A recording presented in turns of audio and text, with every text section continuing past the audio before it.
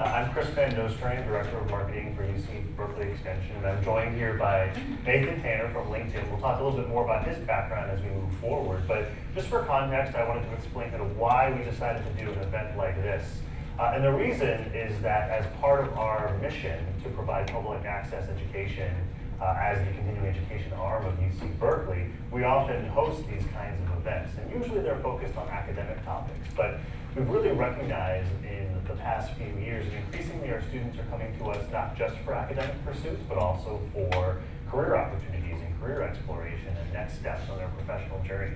So we really wanted to have an event that delves into some strategies related to career management. And I think just to help us get a sort of a sense for who's here and where people are, if I could have a sense, how many people are currently extension students? So maybe about half or so. And how many people are currently in an active job search? And how many are maybe thinking that they need to be in an active job search and looking to gain some skills? So we got people who are sort of in a variety of places in kind of their academic and professional journey. So that's helpful for us. That will also kind of lead into some of the questions that we asked this evening.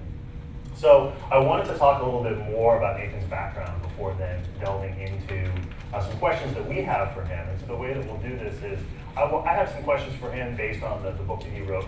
So I'd like for you all to note down your questions as we go through this discussion tonight, and we'll get to those questions towards the end. So we do ask for you to really think about, kind of reflect on the answers that he's giving and some of the questions that you're hearing. Note those down, and then we want to get to as many of those as we can and hopefully make this as relevant to your individual journeys as possible. So Nathan has agreed to join us tonight, which we're just thrilled by. We think he's going to be an incredible resource for you all. So Nathan is HR LinkedIn partner, or HR partner at LinkedIn. And he has just written this book, Not Your Parents' Workplace, which I think perfectly encapsulates what we know, which is that things are different than they were, right? So he has some terrific insights about his own journey from finance to HR and kind of what that was like. And also, of course, a wealth of insights professionally that he's developed in this book. So we wanted to really get into those and again, get an understanding for both his kind of personal viewpoint on this and also professionally how he's thinking about this topic. And I do urge you to take a look at that book. It's been really interesting for those folks on my team to think about how these kind of strategies can apply for our students and for anyone who really wants to continue their professional journey. So with that, we'll dive in and again, continue to write down those questions. We do want to get to those at the end. So I think the first thing that probably everyone wants to know is why this topic? Why is career strategy so important to you? Yeah, so I'll start with an embarrassing story, maybe to break the ice a little bit. Please don't laugh at me too much. But the story starts. I was an undergrad college student, applying for internships, trying to figure everything out, and wasn't having a lot of success in the process. And finally, this company. I was going to school in Provo, Utah. This company in Salt Lake wanted to interview me, and I was so excited for it. Like, first real interview. Didn't really know what to do. I put on my suit and tie, drove up to Salt Lake City. Interview started. A couple questions in, I was asked, tell me about a time when you showed initiative. And up until then, things were going well, but my mind just went completely blank on this question. You may have found yourself in that position at some point. It's like, okay, I have to think of something to say. I can't just sit here. And the story that came to my mind, I thought, oh, I really shouldn't tell that story, but I can't think of anything else. Nothing else is coming to mind. Okay, I'll just go for it. So the story I told was there was a girl in one of my finance courses that I thought was really attractive. And I wanted to ask her out, but I was kind of shy and I didn't know what to do. And I went ahead and I asked her out, and she said yes. And that was a time that I showed initiative.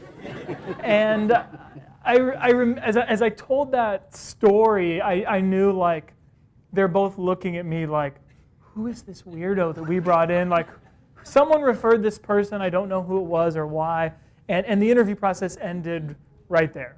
Okay, it didn't work out for me, And so thankfully I had other opportunities to kind of course correct, and I had people to help me out in the process. And I share that story because a lot of the skills we're chatting about, career development skills, networking skills, things like that, they don't come naturally to a lot of people, but they are skills. And I think as we practice them, as we develop them, you feel more comfortable, and you can improve regardless of where you're at. And I know I'm not talking to a group of undergrad college students, but we can all improve. But it's an area that we need to focus. And so, kind of continuing the story from there, I then bounced back. I got an internship at a large investment bank that I was really, really excited about.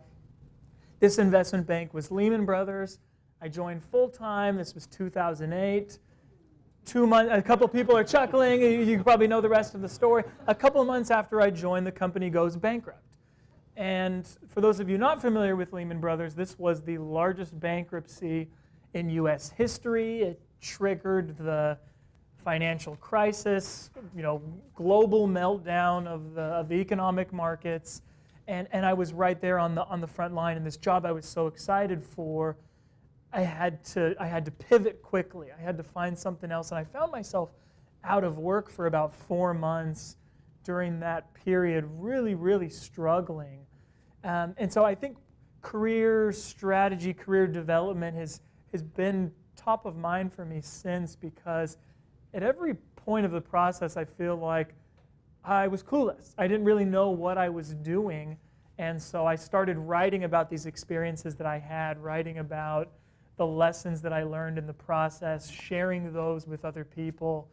And that's kind of what led to the book, why I wrote Not Your Parents' Workplace, because it's a learning process, and the need to adapt and evolve is critical. So that's kind of why the reason for getting into this. And through that learning process, what was it that sparked your interest in HR? What made you realize that was the next step for you? Yeah, so I never planned on moving into HR. So I started in finance. I stayed in finance for about 5 years, and eventually I reached this point where I had to make a decision. Okay, is this something I want to stay in long term, or do I want to move to something else? How many career changers have we had out here, just by show of hands? Quite a few here. I was looking at making a career change, but I didn't know what I wanted to do. And so in this process, I ended up reaching out to a lot of people that I respected, people who I thought were successful in marketing, in HR, entrepreneurship, trying to get a sense of what it was that they really did. And I ended up talking to someone, interestingly enough, at LinkedIn, who worked in HR. To that point, I'd seen largely the transactional side of HR, processing payroll, kind of Toby from The Office, like no one really likes the HR person type thing.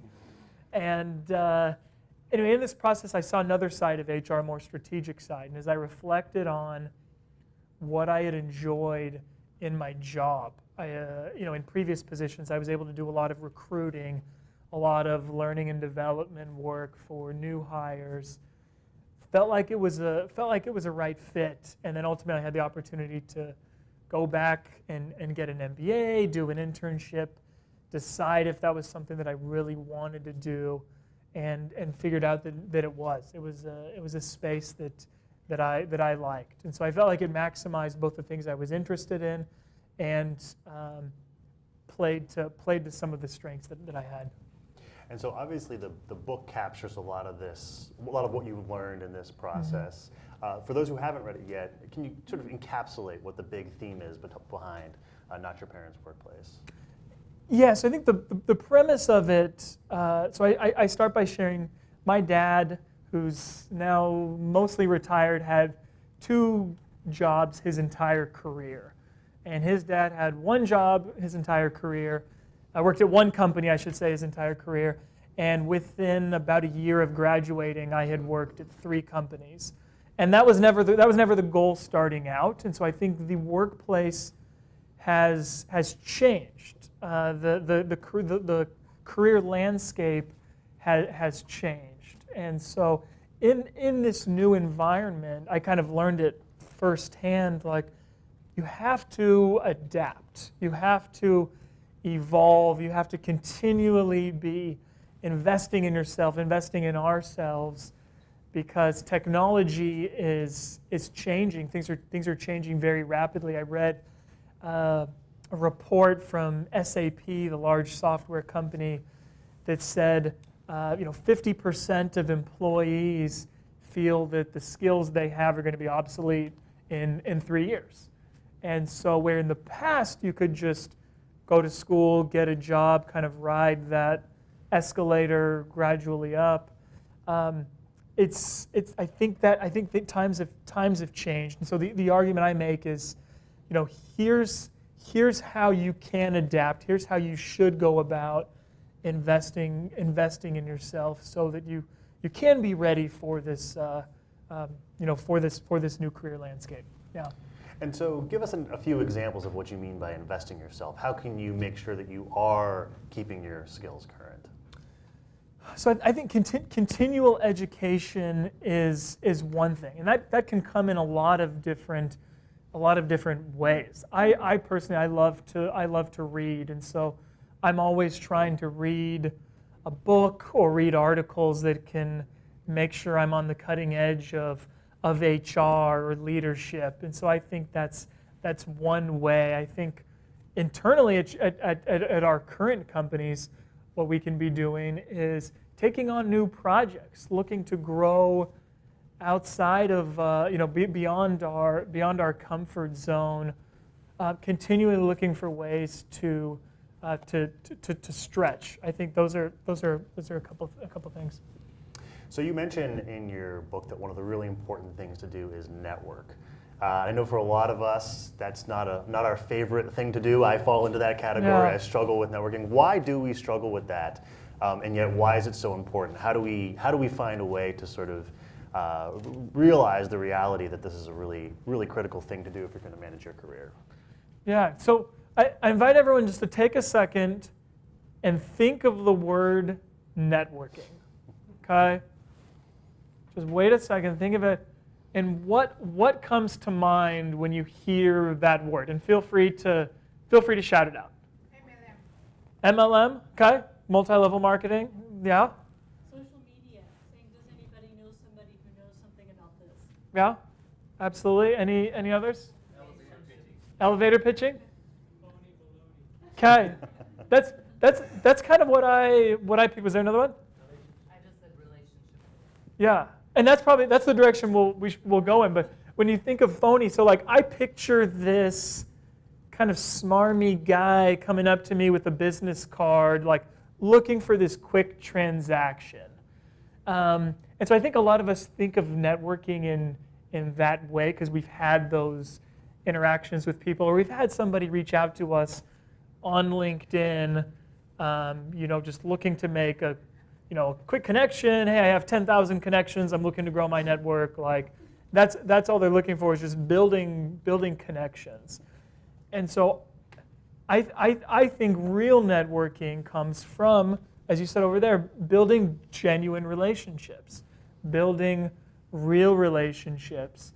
And so it doesn't. I don't think networking has to come from, okay, I'm just going to come to a networking event and pass out cards and things like that. It can, if that's what you enjoy doing. I like to think of networking as a little bit more targeted. Personally, for me, is how can I meet people in the industry that I'm in? How can I build relationships? And more importantly, how can I add value to that other person? And I think when you lead with that, then it really does lead to mutually beneficial relationships. And so things that I do on that front is I have a goal once a month to meet with somebody who's a senior person in HR, so I can get their advice. And I will send out cold emails occasionally, or I'll ask for introductions from people. But that's like a networking goal I have. It's not to add 100 people on LinkedIn. It's not to collect a ton of business cards. That's kind of how I think about it. And all of us are in a different situation. The recommendation would be to make it a goal. Find something for you that works. Maybe it's just one-on-one conversations with people. Maybe it is, getting to know broader groups of people. But think about you. Think about the industry you're in, the goals that you have, and something you can do to improve in that area. Yeah. So it sounds like it's a little bit of a subtle shift, but an important one, which is rather than thinking about what you can gain, you're thinking, how can I add something to this person? Right? How can I give something to this person that they would find valuable? Yeah, and I think networking becomes more important in this new landscape because you don't know where your next job is going to come from. And so I'm a big fan of Adam Grant. I don't know if anyone's familiar with him. He's a professor at Wharton. But in his book, Give and Take, he talks about weak ties and the value from having kind of weaker relationships. And I think it's like you're 58% more likely to find your next job from a weak tie that you have in your network than from a strong tie or somebody that you know really well, which I think is initially a little bit counterintuitive, but we all have a lot of weak ties. There's people that we know relatively well, and because those people are outside of our core group of people, they can provide additional perspective, they can provide additional opportunities. And so I think even if it's someone that you get to know moderately well, that can be really, really valuable in advancing your career. Do you have any stories about weak ties to maybe highlight how those actually work? Examples of people who have gotten new jobs or had really great opportunities through those weak ties? Yeah, I've gotten a job before. When I was unemployed, I was out of work for 4 months in early 2009, and really, really difficult period. I was on LinkedIn, and I'm not making a plug for LinkedIn, but I guess I am indirectly.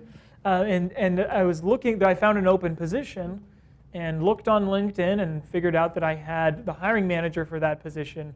We had a mutual connection, and the mutual connection wasn't really all that strong. It was someone that I had met a couple years before, stayed in touch with that individual, and said, "Hey, here's this open position. I'm really interested. No, we haven't connected for a while, but do you know this hiring manager, and would you feel comfortable making a recommendation?" And he did, and ultimately I got that job. And I think there's a lot of stories with that. And I think LinkedIn is a great platform for weak ties. For when you meet someone and you have a meaningful interaction with them, connect on LinkedIn, and you don't really know where that relationship is going to go. It might not go anywhere in the short term, but it may be someone you get your next job from, or it may be they're reaching out to you for another job. And I think I have a lot of people who have experienced that and have had that happen to them. And how do you reciprocate that as well? Maybe sort of as the person on the recipient of the weak tie side, if someone's reaching out to you, kind of what's your approach or what's your attitudes towards someone who is maybe seeking to network with you? So you're not so much the one doing the networking, but you're getting those kind of requests. Yeah, like requests for introductions. Exactly, or informational interviews, or just wanting to talk to you a little bit more. Yeah, if it's somebody that I know reasonably well, and for me, my rule on LinkedIn is if I've met the individual, had a meaningful interaction with them, or they've reached out for a specific reason, trying to connect, then I'll connect. That's kind of my rule for it. I think everyone has their own reasons for connecting with people. But I love, if I think there's an opportunity for both sides to benefit, absolutely willing to make that introduction, because I think that's how opportunities get created. Yeah. So another theme that you discuss is competitive advantage, which is something that we're probably familiar with in a marketing context. But explain what that means in terms of your career and actually building your career capabilities. Yeah. So I think the idea behind competitive advantage, even taking a step back, comes from passion. And I'll start there and kind of get to that question. So we all hear about passion. You know, should you follow your passion? You know, if you find a job you love, you'll never work a day in your life. Things like that. And I don't think the follow your passion advice is necessarily bad. I think a lot of people pursue that path, and it's wonderful. That wasn't me. I never had this one singular passion that guided me in my career. And most of the people that I interact with don't have that either. I think it can be a little bit more nuanced than that. So I like to think of, how do you develop a long-term competitive advantage? And so for that, the book that I love is The Startup of You. This was written by Reid Hoffman. He's the founder of LinkedIn. Ben Casnocha is a co-author for it. And their argument is, to develop a long-term competitive advantage, you need to think about 3 different areas. And you need to check the box in these 3 different areas. And so I'd invite everyone, as I do this, for you to think about these 3 different buckets that you have. The first is around assets. What are our assets? What are we genuinely good at? What do we have going for us? Things like that. The second is aspirations. What do you want to do? I think that's kind of where the passion element. What do you genuinely enjoy doing? And then the third is on market realities. You know, what can you actually get paid for? We all have bills that we need to pay, or we need to take care of. You know, what is the market reality for that? So I think finding positions, finding opportunities. If you think of it as like a kind of 3 different circles, you know, what's the one area you can work in where you are, you know, you're playing to your assets, your aspirations, and the market realities. And so I think that's a long-term goal, but that's how I try to think about my career, and that's how I recommend that, because as the workplace changes and we become more, business goes more global, it's harder to compete if you're just going to be below average. And so I think it's critical to find that sweet spot where all of us can play to our assets, our aspirations, and the market realities that will lead to a competitive advantage, which will allow us to have a sustaining career. So of course, it's one thing to identify that you have those assets, but communicating those to a prospective employer is the real trick, right? So tell me, in this new world, in this new career landscape, what are some strategies or some tactics for really convincing prospective employers that these assets are real and you can contribute those to an organization? So I think I'll share a bad example first.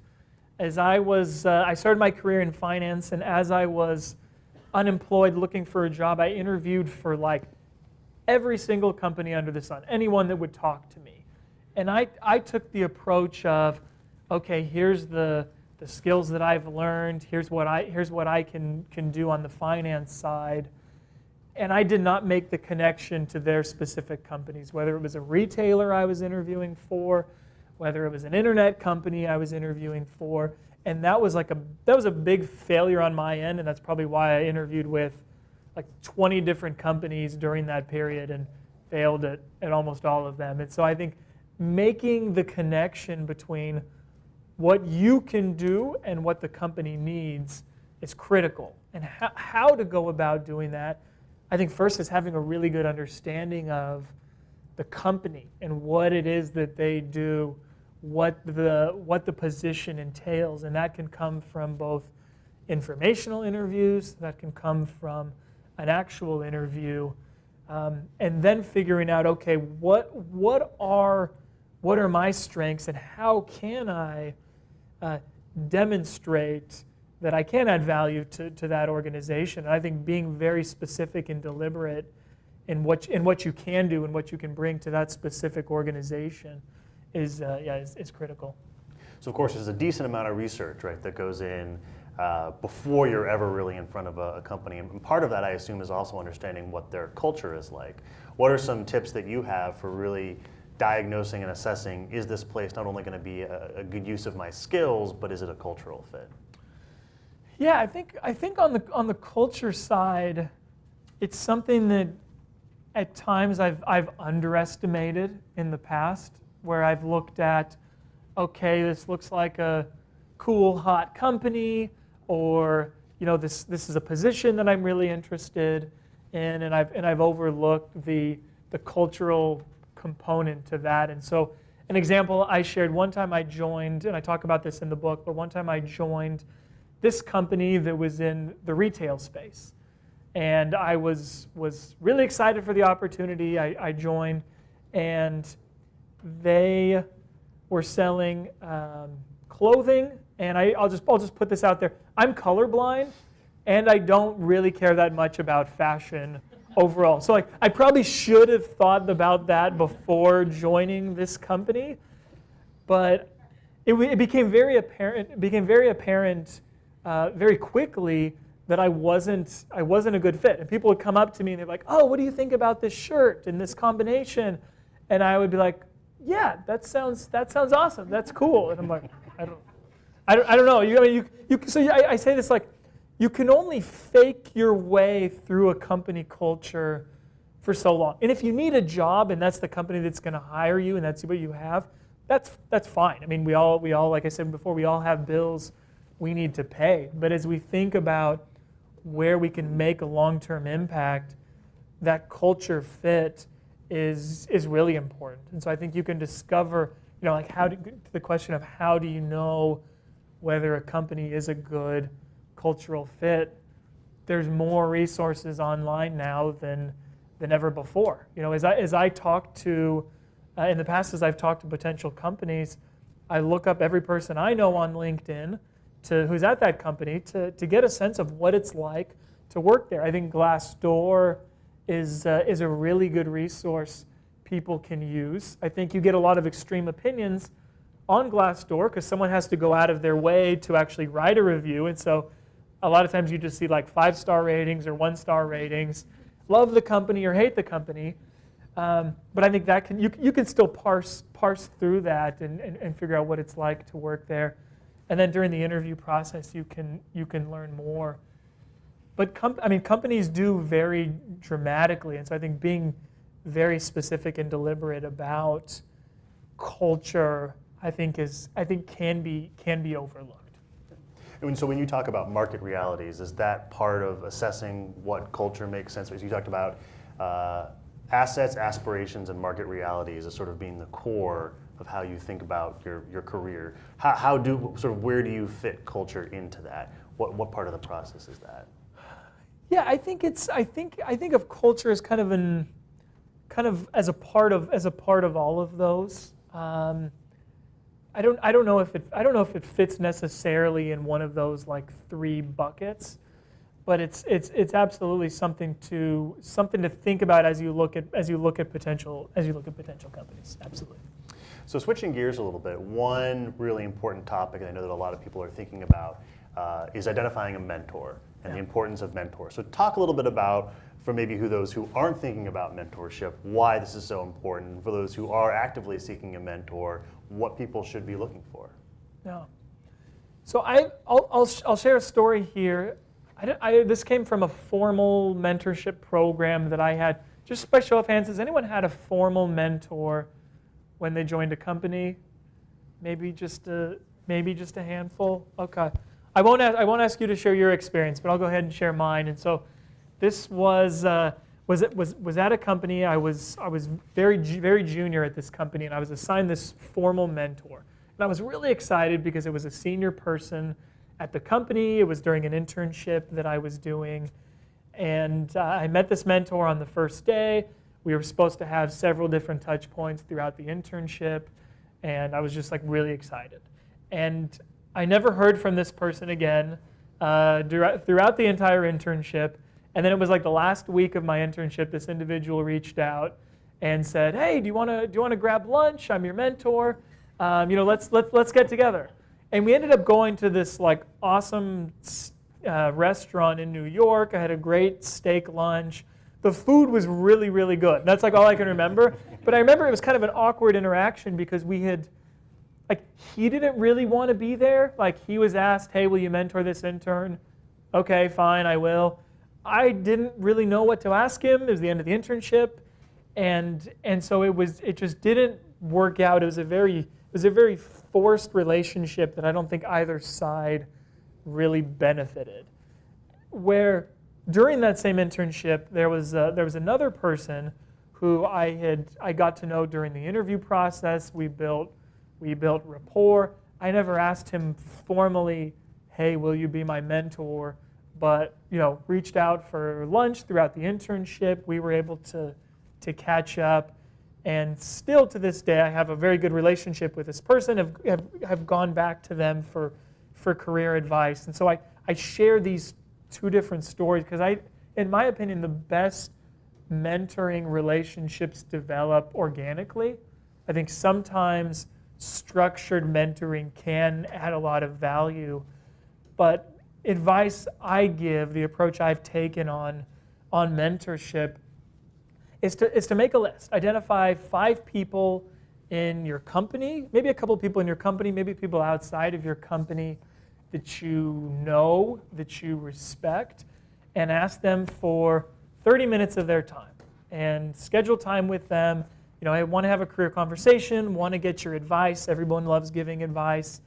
And taking that approach. And then if that initial meeting goes well and you feel like they enjoyed being there, you enjoyed being there, say, hey, would you mind if once a month for the next couple months I reached back out and we continued this conversation as I continue to grow my career? I think that's an approach to mentorship that works really, really well. And that's the advice you made. And now as an HR professional, I get a lot of people coming to me at LinkedIn thinking, how do I find a good mentor? How do I grow my career? And that's the advice that I give out, because I think if you take the approach of, hey, will you be my mentor? People don't always know how to react to that. And so I think letting it grow naturally, letting it grow organically can really benefit. It's true that we shouldn't underrepresent how much people like to give advice and talk about themselves, right? So that's always a good way to find. No one is ever afraid to meet with someone who's interested in hearing their thoughts. Yeah, but I think mentorship is absolutely critical, and it's something for me. I'm always thinking about it at every step of my career. Is am I meeting people who I can continue to learn from? And that's why my networking goal is to have lunch or meet with somebody once a month who's further in their career to get their advice. I think there's so much we can learn from people who have been there, done that, people who have experienced it both inside and outside of the company, because they can offer really, really good perspective. So one of the points you make in your book's conclusion is the balance between deliberate and emergent strategies. Can you talk a little bit about that distinction and where that concept comes from Yeah. and how it applies to career strategy?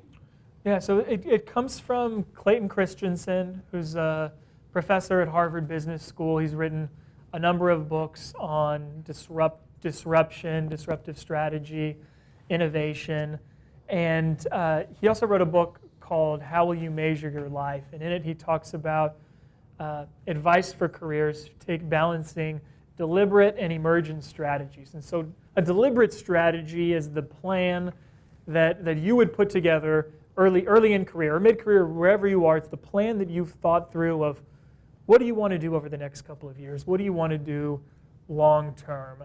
And then emergent strategy is like the plan that comes around after Plan A or Plan B didn't work out, or taking advantage of shifts. And so for me, early in my career, I remember I was told, okay, you got to have a 5-year, 10-year plan, and I had everything all planned out.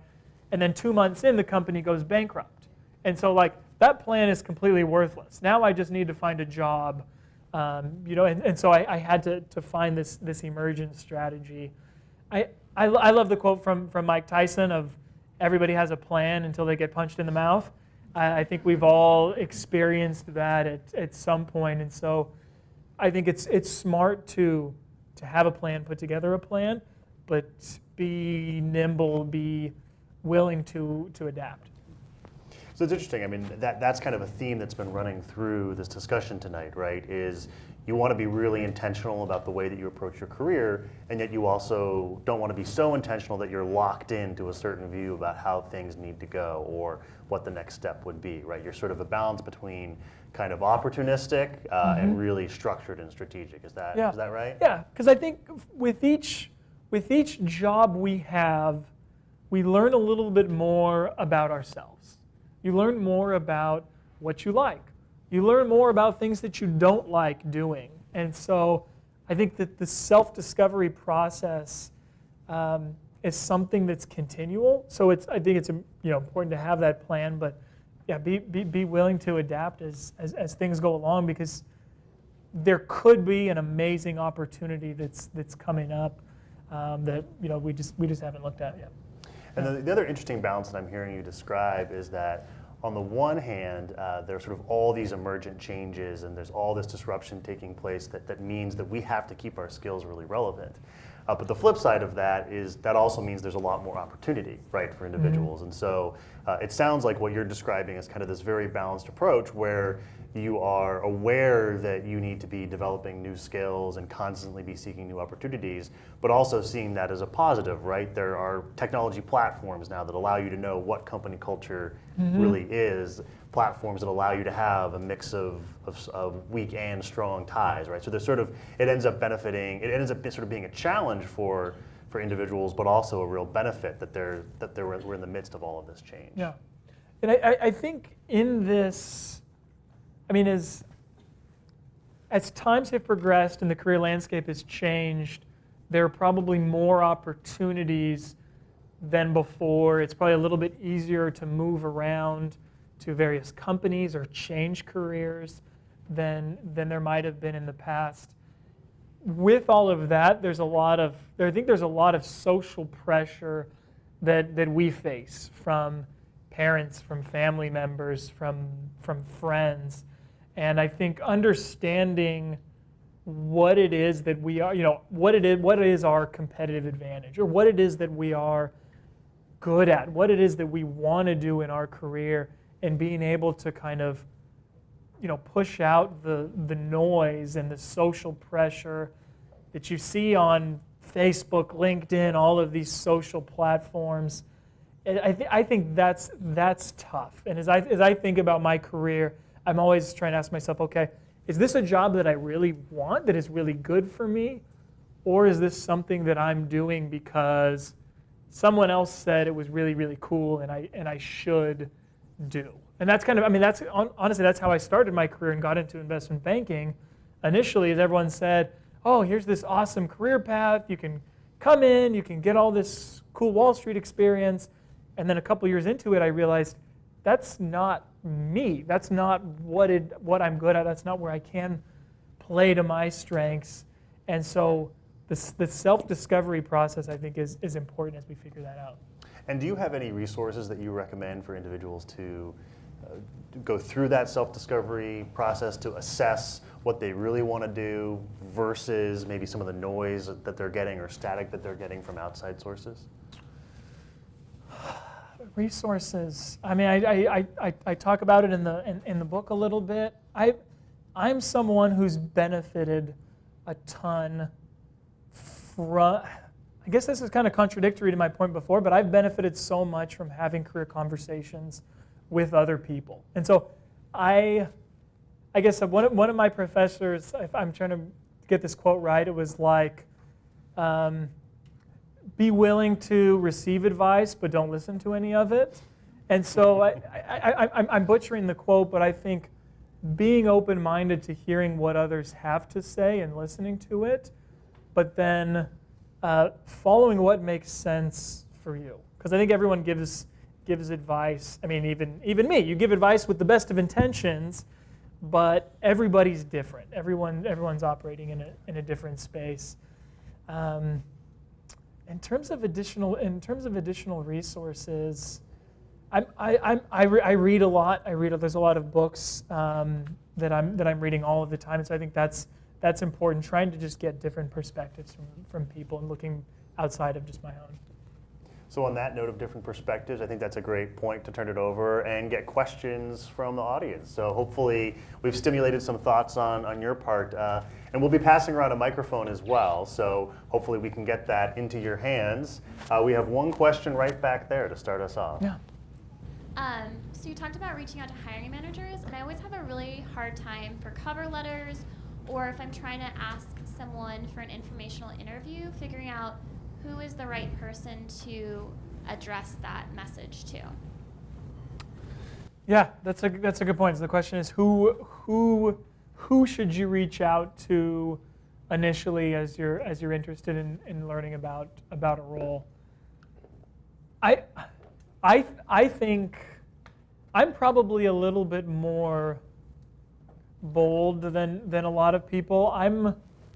I tend to reach out. My philosophy is like, if I reach out to 4 people, maybe I'll find that one person. So a story I will tell that I love. This was a classmate of mine. He was looking to get into an industry that was really, really competitive, and he wasn't having any success in this position or in this job search. And so he ended up emailing the CFO of the company. And this was a company of like 50,000 employees. And I think he like backed into the email address. It was like first name dot last name at the company. And the CFO ultimately forwarded the email over to HR. He's like, I don't know what to do with this guy. And HR got it and I think thought, oh, here's a referral from our CFO. We should talk to this person. And he ended up going through the interview process, getting the job, and ultimately was very satisfied with the outcome. And my recommendation is not, hey, you should email the C-level executives at every single company. But I strongly advocate being bold in the process. And of course, finding the right people is something that probably takes a little bit of research for. I think LinkedIn is a great resource to. I'll keep coming back to LinkedIn. But I think LinkedIn is a great resource to find people. So maybe it's a marketing position that you're interested in. Who works in marketing? Who can make a connection there, and maybe reaching out to 1 or 2 people, seeing if there is a response, because it can be difficult to know who exactly it is to reach out to. So I'm currently looking for a job right now, and so I have a couple questions regarding that. So first of all, what are some effective job search techniques or tactics you have, as well as how picky to be in terms of, the job position and the company, because, I really want a position as soon as possible, but at the same time, I don't want to find myself in a job that I hate. Yeah. So starting with the first question of kind of tools approach to looking for a job. And I think this varies depending on where you're at. And so for me, the suggestion I give is to just start with a list of companies that you think are interesting, companies that you would like to work at. Make a list of 10, 20 companies, something along those lines. And then looking at, okay, maybe we'll start with those 5 companies. What positions are available? What functions within those companies look really, really interesting? I'm someone who thinks that the company you work for is probably more important than the position you have within that company, because I think company culture is really important. And I mean, it depends on your job and the position you have and how narrow the scope is. But earlier in career, the company you work at will have a very big impact on opportunities that come about. And so I think that's a place to start. I'm a big advocate of informational interviews. I put together an informational interview guide on how to reach out to people, how to connect with people, how to ask questions. Ultimately, you need to know whether or not there are jobs that are available at those companies. So I think looking at job boards, looking at LinkedIn, I do think, though, that if the strategy is just, I see an opening and I'm going to apply for it, and that's that, you're facing an uphill battle. I think I've read that the average corporate job opening gets 250 applicants on average. If you're looking at some of these companies that are a little bit more competitive, that might be a little bit more attractive, it's gonna be a lot more than that. And so, what's the angle that you take? Is there someone you know at the company? Is there somebody who can make an introduction? I think that's really important. So those are some suggestions that I would have starting out. And then the second question, sorry, you'll have to remind me. I have short memory. It was just how picky to be in terms of the company and the position. Yeah.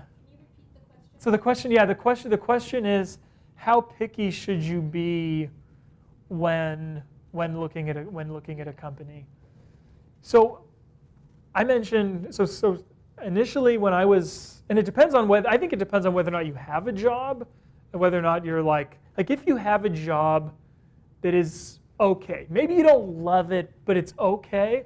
I think then it's really, really important to be picky and selective about the next opportunity, because you don't want to leave from something that's okay to something that's potentially worse. And although I think companies now are pretty open to people having shorter tenure at them, you don't want to be someone who's every 6 months, every year is bouncing around. But if you don't have a job, and I think it's a great question. It's something that I think will be really dependent on the individual. I'm struggling with real specific advice for that. I mean, my recommendation would be to look at your finances. I think being unemployed for 3-6 months to find that amazing opportunity may make sense, but some people might not be able to do that. But I think I definitely would not advocate of, if you're really desperate for a job, just take any position. Think really seriously about that next opportunity. Hello. So culture, being a culture fit is a huge topic. I feel like it's something everybody is writing about. And I had a situation with a company where the job description was like, are you energetic, progressive, a foodie? And I'm thinking, yeah, that's all me. And I'm really excited about applying and going through the process. And I meet with the hiring director and what would be the direct report. And I only meet with them. And they take me into an interview and take me out. And we did a second interview that was very similar. Yeah. And so, in hindsight, I think, oh, wow, I didn't actually see where all the employees were working, and I didn't actually talk to them. And afterwards, I actually, months into the position, I had people asking me, are you sorry you came here yet? And people didn't really like talking about food, and it was actually, I would say, a very conservative environment for the Bay Area. And so I was just wondering, in your realm, because I'd never experienced anything like this. I almost feel like it was a bait and switch. And so I was wondering if you have any advice about how to avoid that, and sort of actually finding a culture fit, because I feel like I'm mid-career, and I am actually finishing my undergrad after going back to school for 10 years. I'm about halfway done. And so, the companies I've worked for have been in the small to mid-range startup, and so I almost feel like that's also another unique situation. But I just wanted to hear if you had any thoughts. Yeah, and I apologize for laughing. I wasn't laughing that. I was laughing because of the employee of saying, "Are you sorry that you've joined yet?" It's sad to hear. So I think the process, in a good process, the interview should be going both ways. And I think that I think job seekers should actively be asking questions and getting a sense of what is it really like to work here? What are the challenges that the company's facing? What are the opportunities? And I think at a lot of good companies, you'll get the opportunity to ask those questions. And if you don't get those opportunities and you do have a job offer, there's your chance. Hey, I'm really excited about it, but I want to do a little bit more research before I jump into this to make sure that I'm thinking about it the right way. Can I talk to a few more people who work here? Can I get a better sense? Because it's our careers. I mean, these are our lives. We're spending at a minimum 8 hours each day of our life there. At many companies, significantly more than that. So it's a big decision. Yeah. And could this be a little bit of a red flag too, the fact that Yeah. there weren't more people involved in the search process? I mean, I tend to think that if a place has a really good culture, they're kind of proud of showing that off in the interview process. Is that Yeah, correct? absolutely. Hi there. Do you feel that getting an MBA was important or helpful in your career switch? And do you think it's doable without getting an MBA? So the question was, do you feel that an MBA was? Did I feel that an MBA was needed in my career, or could you make a career switch without it? So the MBA decision for me was one that was really difficult. And I mean, I did business as an undergrad. And so I didn't necessarily need to go back and get an MBA to learn about business. I think everyone's in a different situation. For me, I was making a drastic enough career change going from finance to HR. And I wasn't really, as much as I'd like to think I wasn't 100% sure that was going to be the right move. And so what an MBA did allow me to do was to look at to do an internship and actually experience HR before jumping into it full time. And it also allowed me perspective, some opportunity to look more at it, to think more about it, to develop relationships with a lot of different companies. The school I went to had a good reputation for HR recruiting, and so I knew which companies were going to be recruiting. And so I think that the MBA decision is important because it costs. MBAs are expensive. I mean, any schooling is really expensive, I think. And for some people, you can make that change without it. But for others, still, it is difficult to make that happen. And so for me, that decision was invaluable, was required almost. I know I wouldn't have gotten the job I have now without it. But for other people, it might not make sense. Hello, good evening, sir. I didn't know you had a book published, so I didn't read it before I came here. I have a question. It's kind of a serious one. For those of us who are looking for jobs in the Bay, I'm a transplant from the East Coast. There seems to be an intrinsic bias in technology where the majority of positions are filled by young college graduates who are generally males, and let's just be honest, who are white or Asian. What advice would you give to us minorities and the women who are looking to break into tech or switch careers in tech who are not college graduates, like recent college graduates, so we can secure that dream job? Yeah. You talked about honing up your skills. I mean, do those persons who belong to those populations just show up for the interview and say, here, I researched your company, here's the app, ready to go, I'm ready to start? I mean, is that how far you have to take it to break the bias, from your opinion, because you're HR? Yeah. So at LinkedIn, it's a big area of focus for us right now. So the question was around, okay, if you don't have a tech background or you're a minority or a woman, how do you kind of break into these positions that might traditionally be largely filled by a lot of men and largely a lot of white men? And so I think that's shifting, and I think companies right now are making a proactive shift to breaking down those biases that we have. And so I can speak for what we're doing at LinkedIn. We're very, very actively recruiting on campuses right now that are largely diversity-focused schools. We are looking to fill our pipeline with candidates so that when you get to those interviews, that you have a diverse mix of candidates from all backgrounds, because teams that embrace diversity ultimately are more successful and ultimately do better. And I think there's enough research around that, there's enough studies around that companies are getting it. So I think it's happening.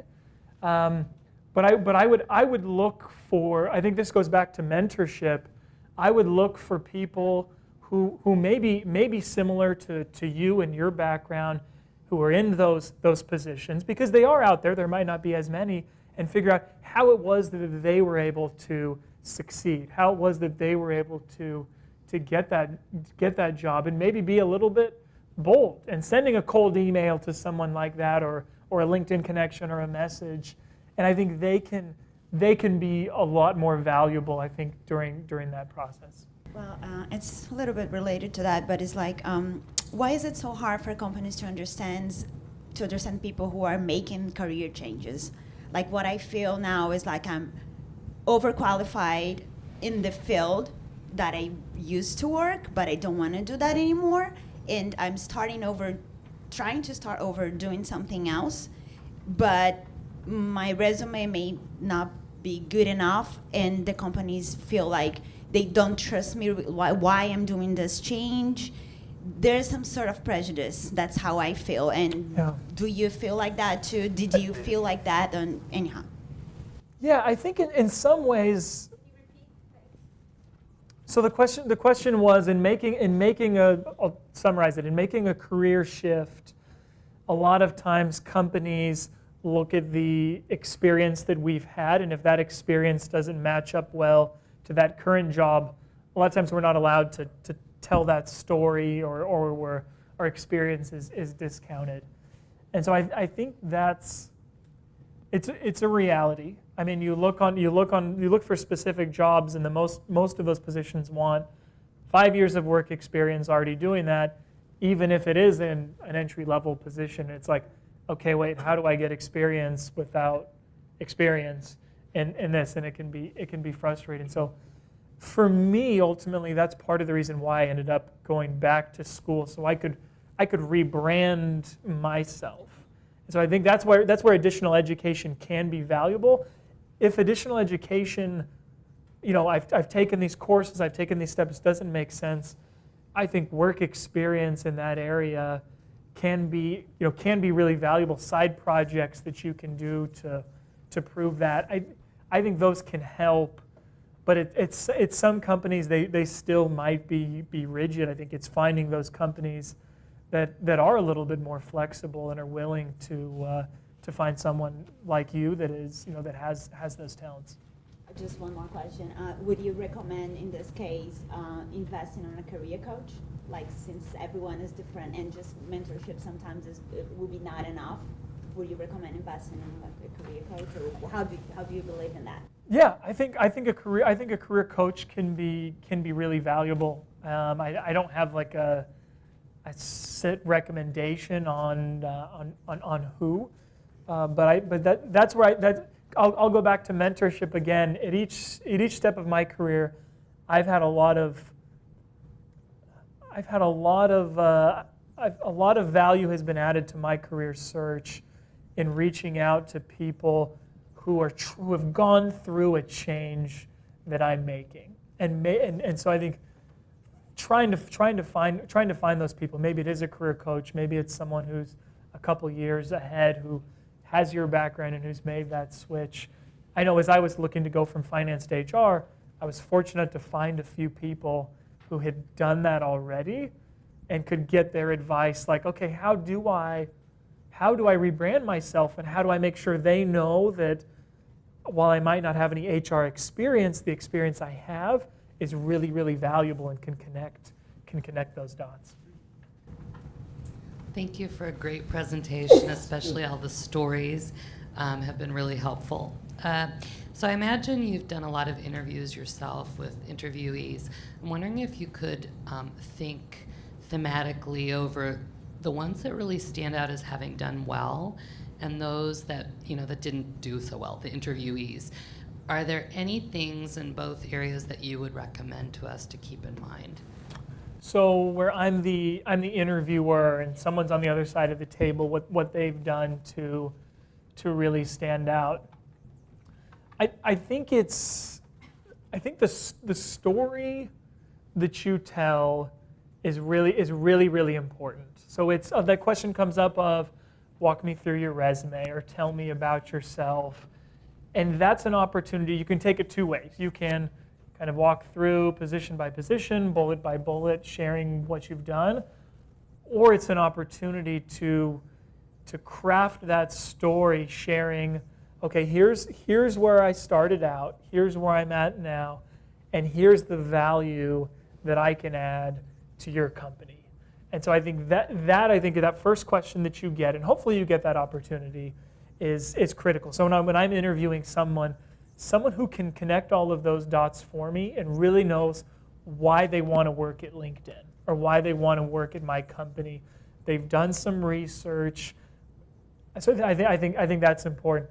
A second one is the questions that they ask in the process. Is it just, oh, tell me about your company culture, which isn't a bad question, but another question might be, I read this interview with your CEO, and he talked about your company as one of transformation, and here's how he described it or she described it. Is that true, or how have you seen that in your experience? And so the questions that you ask, I think, can convey that you're really interested in, that you have done your homework. And so for me, at a general level, I think both the story that they tell and the questions that they ask can make someone really stand out. Thank you very much for giving us an opportunity to understand it all. The question, probably the previous one, following up on the previous one, when you do a career switch, is it necessary to lower your expectations and go for an entry-level position while you already climbed up the ladder a little bit, or it's still possible to keep the level? I think sometimes, so the question was around when you're making a career switch, do you have to start back over at entry level, or can you, or should you stay at that? The answer that you probably won't like is it depends. I think for me at times I have had to take a step back in terms of compensation or in terms of job level to make that switch. And for me, it was I saw long-term the opportunity was there, and I was in a position where I could make that sacrifice or I could make that change. I think this is where sometimes additional education makes sense. So unfortunately, if I just would have decided one day, hey, I'm going to make the switch from finance to HR, the positions I would have been interviewing for or I could have gotten would have been much lower than the ones I was able to come in as an MBA student, because of how the system worked, whether that's fair or unfair. So I think that in a roundabout way it varies, and I think it depends on how much you want to do that. I think one element I will throw out there, internally within a company, sometimes you can make that switch and stay at the level you're at, or maybe take a minor step back, but yeah, it can vary, and it depends on how bad you want to do that. At LinkedIn, we had a VP of sales who wanted to move into product management, and this story of career transformation comes up a lot internally at LinkedIn. He decided, I really want to move to product management. He didn't have that experience. He had to take a severe pay cut and move several levels back in the company to do that and to make that happen. But for him, it was something that he wanted to do. Okay, I have a question for you, Nathan. Currently, I have a small consulting business. I do front-end web development, and a lot of the jobs I see are ones that they're kind of standard jobs, and I've been learning web. It's VR really, virtual reality, augmented reality, and web VR for the last 3 years. And I want to go into something that's maybe a little bit more experimental. What would be a good route, say if I had back in the day, I had an idea for LinkedIn, for how to, use augmented reality, but what would be a good avenue to should I go for a job that's more standard and then try to show off what I can do once I'm in there, or should I come a different route if I want to do something that's more of a growth industry or a growth area, more cutting edge stuff? So the question was around, okay, if he's interested in, he's a front-end developer interested in virtual reality, augmented reality, do you join a company that might be a little bit more standard, or position that's more standard, or one that allows for more growth? That's an area I wish I honestly knew better. I don't know if I can give a lot of specific advice, or at least advice that would be valuable.